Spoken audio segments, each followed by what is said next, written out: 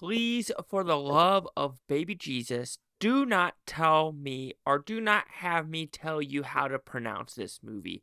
I hair hair Hairvam.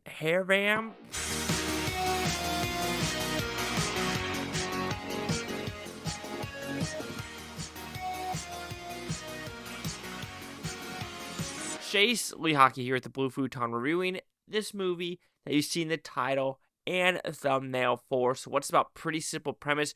You have two friends that are friends because of their fathers, but then they find an orphan who could do something with dogs. Okay, sure, why not? And then all of a sudden, like, he gets goat blood on his forehead, and now he sometimes, every time he's near this statue, right, cultural thing, God kind of wakes up in him, and it's very limited. It happens 3 times in this movie, one when he's a kid and 2 times when he's an adult. But now they're all adults, there's going to be a lot of backstabbing because there's a plot of land the minister really wants. It's worth like 1,000 krone, if I remember correctly, but it's worth a butt ton of money. One of the friends really wants the land, and his wife really wants money because he's becoming poor, and his wife is really pushing him. The other friend is more of like, hey, let's calm, cool, collective, everything will be under control. Then you have the orphan, who's kind of like wishy-washy with who should she follow. And I think that's the biggest fault of this movie is the orphan character.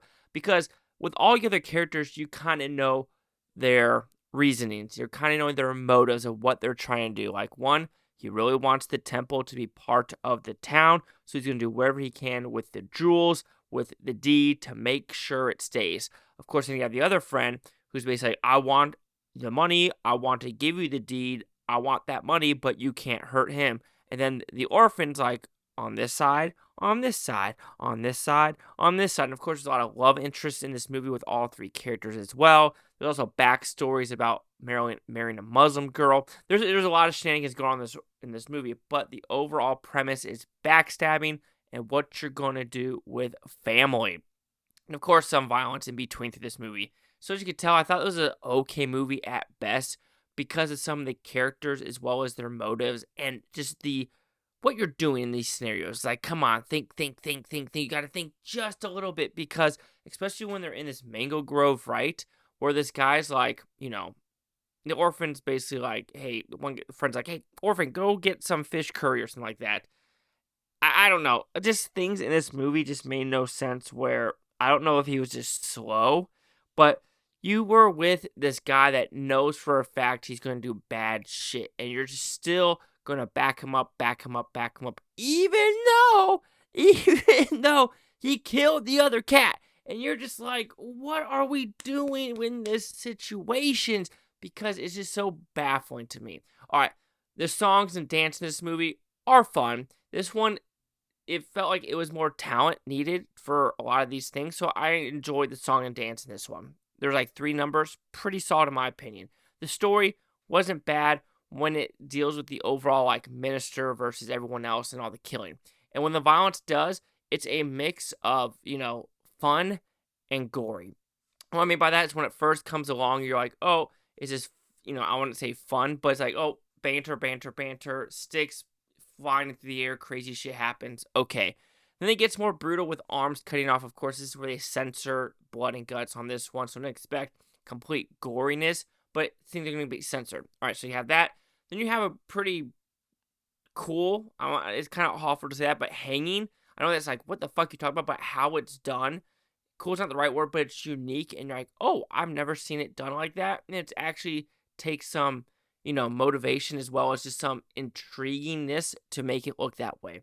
So I kind of like that premise. In the very end battle sequence, you know what's going to occur, but again, like, it's him when he's getting possessed when it really kind of takes me out of the film because there's a middle battle sequence where first they're trying to get the deed, and of course, can't hurt him, but he gets possessed, right? And while the 2 friends are kind of fighting from the deed and the Versace Hugo Boss bad guy, if I want to put it that way, he's dancing for like 5 minutes. Okay, that might be exaggeration, but it felt that way, where it's like, yo, your 2 bros, our friends, are literally about to die. I mean, they are about to get their shit rocked while you're dancing and getting possessed by the gods. which I know for a fact this might be a cultural thing, of course, being a white guy not understanding it. But at the same time, I feel like the guy would be like, hey, I know you're being possessed right now, and I know you want to do these dances with the tongues and like the craziness of like the body movements, but you gotta go help your bros. Gotta go help your bros. And the kind of same thing happens at the end where he gets possessed as well. And he does this weird thing with the circle where it's like it becomes supernatural-esque where bodies are like floating around this big circle thing, and you're just like, now he has superpowers. Now he has supernatural abilities to make this circle gravitational pull thing. I don't know.